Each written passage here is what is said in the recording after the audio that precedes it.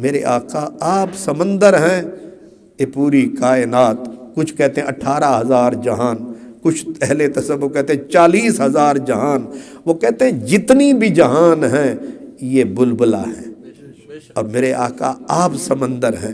عشق تیرا گر نہ ہو میری نماز کا امام، میرا قیام بھی حجاب، میرا سجود بھی حجاب۔ اس لیے ذکر کے لیے میرے رب نے بولا، کہا قد انزل اللہ الیکم ذکر الرسولہ۔ ایک تو یہ بھی ذکر ہے، سبحان اللہ، الحمدللہ، اللہ اکبر، اور پھر ذکر کو حیثیت کیا حاصل ہے؟ نبی پاک صلی اللہ علیہ وآلہ وسلم نے ارشاد فرمایا کہ اہل ایمان کے لیے 3 قلعے ہیں، 3 قلعے ہیں، اور ظاہر ہے قلعہ بادشاہ اس لیے بناتا ہے تاکہ کوئی اٹیک کرے تو اس میں ڈیفنس کے لیے محفوظ رہا جا سکے، حفاظت کے لیے۔ تو فرمایا تمہارے لیے تمہارے رب نے 3 قلعے بنائے ہیں۔ وہ کون کون سے؟ فرمایا ایک قلعہ اللہ کا ذکر ہے، یہ مضبوط قلعہ ہے، بندہ اگر ذاکر بن جائے، اس کا ذکر کرے تو وہ سمجھے کہ میں اپنے رب کے اس مضبوط قلعے میں آ گیا ہوں۔ دوسرا فرمایا دوسرا قلعہ قرآن پاک ہے، اگر قرآن مجید کے ساتھ دوستی جڑ گئی تو سمجھے میں ایک مضبوط قلعے میں آ گیا ہوں۔ تیسرا قلعہ فرمایا تیسرا قلعہ مسجد ہے، مسجد بھی اللہ تبارک و تعالیٰ کا ایک مضبوط قلعہ ہے۔ لیکن اگر ان تینوں کو جوڑیں تو تینوں کا تعلق اللہ کی یاد سے جا بنتا ہے، اور اللہ کی یاد، میں نے عرض کی، اللہ کی یاد اللہ تبارک و تعالیٰ کا ڈائریکٹ، اس کا کوئی بھی اسم گرامی لے بندہ، وہ بھی ذکر ہے۔ بندہ کوئی خیر کا کام کرتا ہے وہ بھی ذکر ہے، لیکن اسپیشلی میں نے قرآن پاک کی آیت سے عرض کیا کہ حضور کی پوری ذات ذکر الہی ہے، جس کے لیے میں نے استشہاد کے طور پر حضرت علامہ کا وہ جو شعر عرض کیا ہے۔ اسی لیے اب وہ دوسرے مقام پہ کہتے ہیں نا کہ نگاہ عشق و مستی میں وہی اول وہی آخر۔ اب قرآن مجید کی آیت ہے هو الاول والآخر والظاہر والباطن وہو بکل شیء علیم۔ وہی هو الاول، وہ اول ہے، اب نام نہیں لیا ہول، اب ہوا کی ضمیر کدھر پلٹ رہی ہے؟ وہ رسول کی طرف بھی جا سکتی ہے، وہ اللہ کی طرف بھی جا سکتی ہے۔ یہ اشارہ ہے کہ ہوا کون ہے؟ تو کہا ہوا یا اللہ ہو سکتا ہے یا اس کا رسول ہو سکتا ہے۔ تو زیادہ تر یہی فرماتے ہیں کہ ہوا سے مراد اللہ کی ذات ہے۔ حضرت شاہ عبد الحق محدث دہلوی رحمۃ اللہ علیہ نے انہوں نے اس کی شرح کرتے ہوئے کہا کہ اللہ بھی اول ہے، رسول بھی اول ہے، اللہ بھی آخر ہے، رسول بھی آخر ہے، اللہ بھی ظاہر ہے، رسول پاک بھی ظاہر ہے، اللہ بھی باطن ہے، رسول پاک بھی باطن ہے۔ اس کی پھر انہوں نے باقی فرق بیان کیا۔ تو علامہ اقبال رحمۃ اللہ علیہ نے انہوں نے پورے زور سے کہا کہ نگاہ، انہوں نے صرف وہ مولاناؤں سے جان چھڑاتے ہوئے کہا کہ یہ خواہ مخواہ لڑ پڑیں گے تو سیدھا ان کو کہوں کہ تمہارے علم کے مطابق تو کچھ اور ہو سکتا ہے، پر میرے عشق کی صدا یہ ہے کہ نگاہ عشق و مستی میں وہی اول وہی آخر، وہی قرآن، وہی فرقان، وہی یاسین، وہی طٰہٰ۔ اس لیے ایک بات اس دور کے لیے میں عرض کرنا چاہتا ہوں کہ اب بال کی کھال اتارنے والے بہت ہیں، بال کی کھال اتارنے والے، اس کو ریسرچ کا نام، تحقیق کا نام، تدقیق کا نام دیتے ہوئے ہر بات کے اندر شک، ہر بات کو مشکوک بنا رہے ہیں۔ مولانا مودودی صاحب نے لکھا ہے، وہ کہتے ہیں کہ ایک آدمی اقبال تھا، ایک آدمی علامہ حضرت محمد اقبال تھا، وہ کہتے ہیں جن جن روایات پر بڑے بڑے مولاناؤں کے کان کھڑے ہو جاتے ہیں، کان کھڑے ہونے کا مطلب یہ ہے کہ انگلیاں رکھ دیتے ہیں، پتہ نہیں یہ روایت صحیح ہے کہ نہیں ہے، یعنی بڑے بڑے دین کے دائیوں کے کان کھڑے ہو جاتے ہیں۔ حضرت علامہ اقبال رحمۃ اللہ علیہ پورے گھٹنے رکھ کے کہتے تھے یہ ٹھیک ہے۔ انہوں نے کرائیٹیریا کیا بنا رکھا تھا؟ علامہ صاحب فرماتے تھے جس روایت میں میرے نبی کی شان ہے وہ روایت صحیح ہے، ٹھیک ہے۔ تمہارے اگر وہ جرح و قضا کے ترازو پہ پوری اترتی ہے نہیں اترتی، میرا ایمان یہ ہے کہ میرے نبی کی شان بیان ہوئی ہے، یہ روایت ٹھیک ہے۔ اس کو کوئی کسی کے سمجھ میں آتی ہے کہ نہیں آتی۔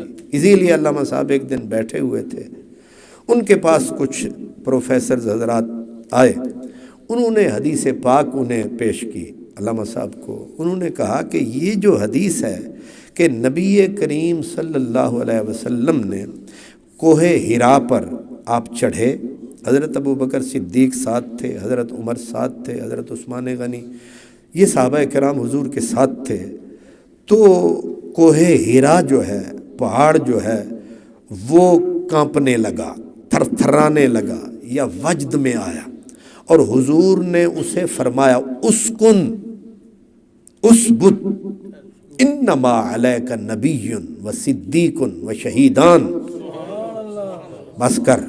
بس کر ثابت رہو، ساکن رہو، تیرے اوپر ایک نبی کھڑا ہے، ایک صدیق ہے، دو شہید کھڑے ہیں، اور یہ احد کے بارے میں بھی ہے، ہرا کے بارے میں بھی ہے، اور بھی ہے۔ تو اب انہوں نے کہا علامہ صاحب سے کہ یہ استعارہ ہے یا واقعی حقیقت واقعہ ہے؟ اب پتھر ہے، پتھر کا اب میں نے تو ترجمہ کیا نا عامی جی، وہ تھر تھر رایا، اصل تو ترجمہ یہ ہے کہ وہ وجد میں آیا، وہ خوش ہوا کہ میری عظمت دیکھو کہ میں کس کے پاؤں تلے ہوں، میں کس کے پاؤں تلے ہوں۔ میں آپ کو حدیث قدسی کس کے ساتھ ہی عرض کر دیتا ہوں۔ نبی کریم صلی اللہ علیہ وسلم اپنے ممبر پہ تھے، ممبر ظاہر ہے لکڑی کا تھا، ممبر حضور کا لکڑی کا تھا۔ بخاری شریف میں یہ حدیث پائی جاتی ہے کہ حضور صلی اللہ علیہ وسلم نے آیت پڑھی وما قدر اللہ حق قدرہ، یہ قیامت کا منظر ہے، اللہ تعالیٰ فرمائے گا اس آسمانوں کو سمیٹ کے اپنے دست قدرت میں، اور فرمائے گا بے قدر لوگوں نے میری قدر نہ جانی۔ اللہ تعالیٰ کہے گا بے قدر لوگوں نے میری قدر نہ جانی۔ جب اتنا پڑھا حضور نے تو صحابہ کہتے ہیں کہ آپ کا ممبر اتنا تھر تھرایا کہ ہمیں خطرہ ہوا کہ کہیں حضور گری نہ جائیں۔ ممبر کانپتا رہا، اتنی دیر کانپا کہ خطرہ ہوا کہیں حضور۔ اب اس پہ بھی یہی گفتگو ہے کہ ایک لکڑی ہے، وہ پتھر ہے، رسالت میں آپ پتھر پہ جاتے ہیں، پتھروں کو وجد شروع ہو جاتا ہے، لکڑی پہ بیٹھتے ہیں، لکڑیوں کے اندر زندگی بھی دوڑتی ہے، محبت بھی دوڑتی ہے، کیونکہ محبت حیات کے بغیر تو نہیں ہو سکتی۔ اب محبت تو تبھی ہوگی، جذبہ ہوگا، احساس ہوگا، تب پیار ہوگا۔ تو پیار کوئی آنکھ ہونی چاہیے، کوئی عقل ہونی چاہیے، کوئی دماغ ہونا چاہیے۔ حضرت علامہ اقبال کہتے ہیں من چی گویم از تولایش کے چیست، کہتے ہیں کہ میں اپنے علم کے عقل کے گھوڑے کہاں تک دوڑاؤں۔ من چی گویم از تولایش کے چیست، میں کیسے لوگوں کو بتاؤں کہ میرے نبی کی محبت کیا ہے۔ یعنی اتنا بڑا فلسفی، وہ حیرت کے دریا میں غرق ہے کہ میں کس طرح ایکسپلین کروں کہ میرے نبی کی محبت چیز کیا ہے۔ من چے گویم از تولایش کے چیست، حیرت کی بات کیا ہے؟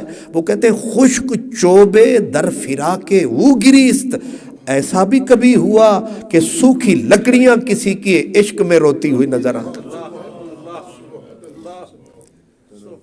کم ظرف لوگ ہیں جو رسول پاک کے بارے میں تبصرے کرتے ہیں، گھٹیا علم رکھتے ہیں۔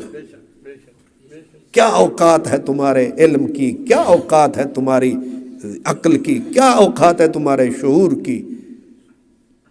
اسی لیے علامہ صاحب کہتے ہیں میں حیرت زدہ ہوں اس رسول کے عشق و محبت کے بارے میں کیا کہوں کہ اب لکڑیاں روئیں، اس پہ کیا تبصرہ کروں۔ اسی طرح میں نے پتھر کا کہا تو پروفیسرز نے کہا کہ جناب آپ ہمیں ذرا اس پہ تبصرہ کریں، یہ استعارہ ہے، جیسے کہتے ہیں جی فلاں آیا تو ہم باغ باغ ہو گئے، تو باغ باغ تو نہیں ہوئے، بس خوش ہوئے، تو کیا اس کا مطلب بھی استعارہ ہے کہ حضور پہاڑ پہ گئے تو پہاڑ خوش ہوا؟ علامہ صاحب وہ کہتے ہیں بنیان پہنی ہوئی تھی اور عام جس طرح عادت تھی ٹیک لگا کے بیٹھے تھے، جب حضور کا نام آیا تو بڑے ہی سیدھے ہو کے بیٹھ گئے، بیٹھ کے ہماری طرف دیکھا اور دیکھ کے کہا یہ استعارہ نہیں، یہ مادی حقیقت ہے۔ زور دے کے کہا یہ مادی حقیقت ہے۔ اور وہ کہتے ہیں کہ تم نبوت کو کیا سمجھتے ہو؟ اگر نبی کسی تودہ خاک پہ پاؤں رکھ دے تو اس میں بھی جان آ جاتی ہے۔ اب سوال یہ ہے جو رسول پتھر پہ لکڑی پہ پاؤں رکھ دے اس میں حیات آ جائے، اس نبی کی اپنی حیات کیا ہوگی؟ اس نبی کی اپنی زندگی کیا ہوگی؟ جو پتھر کو، اب یہ جو احد پہاڑ ہے 7 میل پہ پھیلا ہوا پہاڑ ہے، نبی کریم صلی اللہ علیہ وسلم بخاری شریف میں سب کتابوں میں یہ حدیث ہے، آپ گزرے تو گزرتے ہوئے رونا شروع کر دیا۔ جنگ تبوک سے پلٹ رہے تھے آپ، تو جب صحابہ نے دیکھا تو سب روئے، ظاہر ہے سرکار جو روئے۔ اب پوچھا آقا آپ کو کس نے رلایا؟ آپ نے فرمایا ھذا جبل احد یحبنا ونحبہ، یہ جو احد پہاڑ ہے یہ ہم سے پیار کرتا ہے، ہم اس سے پیار کرتے ہیں۔ اور پھر فرمایا مدینے کا ہر پہاڑ ہم سے پیار کرتا ہے، مدینے کا ہر پہاڑ ہم سے پیار کرتا ہے۔ ایک فرمایا الا العیر، مگر ایک جبل عیر ہے، ایک پہاڑ کو نکالا، فرمایا ایک الا العیر، مگر ایک یہ جو جبل عیر ہے یہ ہمارا غیر ہے، اس کے دل میں ویر ہے، اس لیے اس کی نہیں خیر ہے۔ اب میں جو عرض کرنے لگا ہوں یہ سمجھنے والی بات ہے، سارے پہاڑ جو مجھ سے پیار کر، آگے کہا یہ سارے جنت میں جائیں گے، یہ عیر یہ دوزخ میں جائے گا۔ اب سوال اس پہ یہ ہے کہ محبت کا حکم ان پہ لاگو ہوتا ہے جو قانون کے مکلف ہوتے ہیں، جو ضابطے کے پابند ہوتے ہیں۔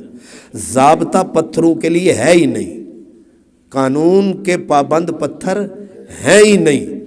تو اب یہاں بات یہ نکلی کہ جو پتھر پہاڑ قانون کے ضابطے کے پابند ہی نہیں ہیں، وہ پیار نہ کریں نبی سے، وہ دوزخ میں جائیں گے۔ تو ہر بندہ مومن تو پابند ہے کہ حضور سے پیار کرے، اگر یہ نہیں کرے گا تو یہ کہاں جائے گا؟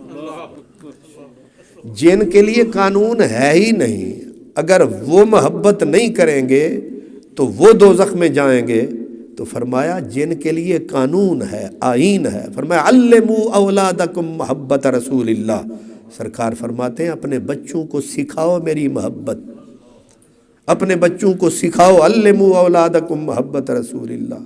اللہ تبارک و تعالیٰ نے قرآن پاک میں، اور حضور فرماتے ہیں لا یؤمن احدکم حتی اکون احب الیہ من والدہ وولدہ والناس اجمعین، تم میں سے کوئی شخص مومن سرے سے ہو ہی نہیں سکتا جب تک میں ان کو ہر رشتے سے زیادہ محبوب نہ ہوں۔